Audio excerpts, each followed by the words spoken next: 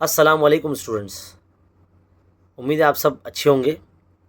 आज सनीचर है और कल संडे है और हर संडे को जो है हमारा लाइव सेशन होता है खान्स अकेडमी यूट्यूब चैनल पर दोपहर 2 बजे। तो याद रखिए कि हर संडे की तरह कल आने वाले संडे को भी दोपहर 2 बजे हम लाइव सेशन लेने वाले हैं। लिंक जो है क्रिएट कर दी गई है ऑलरेडी। इसी वीडियो के डिस्क्रिप्शन में मैं लिंक भी दे दूँगा या चैनल पे जाके भी आप जो है लिंक देख सकते हैं। तो ज़्यादा से ज़्यादा बड़ी तादाद में जो है आप लोग आइए, अपने सवालात लेकर आइए।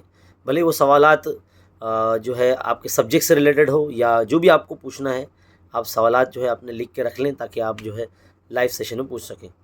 तो दोपहर 2 बजे से लेकर 3 बजे तक जो है 1 घंटा ये लाइव सेशन चलेगा, जिसमें हम लोग आपस में बात करेंगे।